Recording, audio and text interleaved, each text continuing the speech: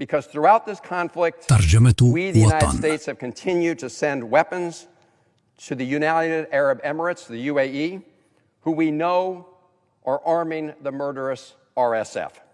Report after report from the United Nations, human rights organizations, and journalists have provided evidence that the UAE is doing this. In fact, Mr. President, in January of this year, the Biden administration confirmed to me directly that the UAE was providing material support to the RSF, even though the UAE had assured the United States that it wasn't and that it wouldn't. So this is not a question for debate. And in fact, if the UAE is not supplying the RSF with weapons, then they should have no concerns about this legislation. And around the same time that I heard from the Biden administration about the UAE supplying the RSF, the U.S. government concluded what is clear from plain sight, that the RSF and their allied militias are committing genocide in Darfur.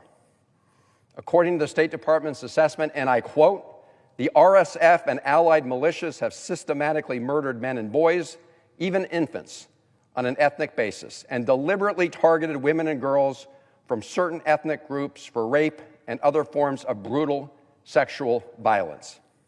And the Trump administration has reiterated the finding by the Biden administration State Department that the RSF is engaged in genocide in Darfur. Mr. President, we are not helpless. We are not innocent bystanders in the face of these unspeakable crimes. We have leverage. We just need the political will we have, and use our influence more effectively when it comes to the UAE and its arming of the RSF. I would gladly work with my colleagues across the aisle to say that the United States should not be supplying U.S. military assistance to any country that is fueling the ongoing war and genocide. But surely we can agree that we should begin by not providing weapons to a country that is in turn fueling a genocide, what we've determined is a genocide in Darfur. And we agree that it's being committed by the RSF.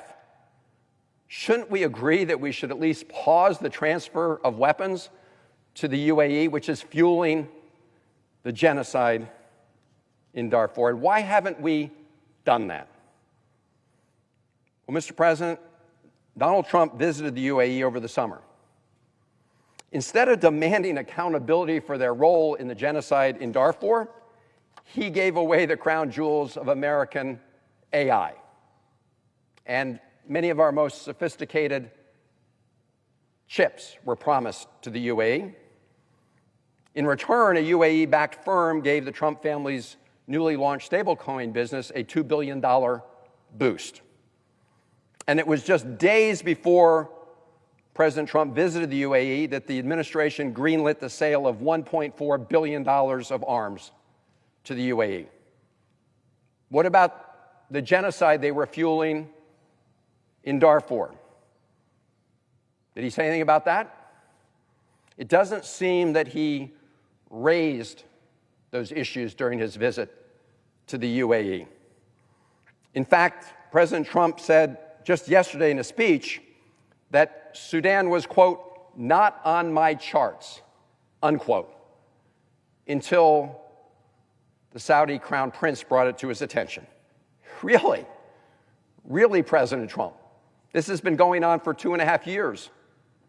You've been sending military assistance to the UAE that in turn is fueling the RSF's murderous rage in Darfur. And it just wasn't on the president's charts until yesterday. What was on his charts was all the corrupt deals that were going down in the UAE. So, Mr. President, here are the facts. The UAE is aiding and abetting a genocide in Darfur. Meanwhile, the Trump administration has been providing highly sophisticated U.S. technology to the UAE, removed many of the safeguards that have been in place to prevent that technology from falling into China's hands, and shipping them advanced technology and deadly weapons, while a UAE state-owned company invested $2 billion in the Trump family's crypto scheme. Now, earlier this year, in the summer, Senator Murphy and I, along with colleagues, filed a joint resolution of disapproval to try to stop those weapon sales to the UAE, sending a message or trying to send a message that United States foreign policy could not be manipulated by corrupt bargains. Unfortunately, that effort failed. Mr. President, if we want to stop the ongoing horrors in Sudan, we need to begin by applying our leverage and stop the UAE from funneling weapons to the RSF. That's why I've been working for years during this conflict with Congresswoman Sarah Jacobs. We introduced a bill. It's called the Stand Up for Sudan Act. It would prohibit the United States from selling weapons to the UAE until the President certifies that the UAE is not arming the RSF. وطن يغرد خارج السرب.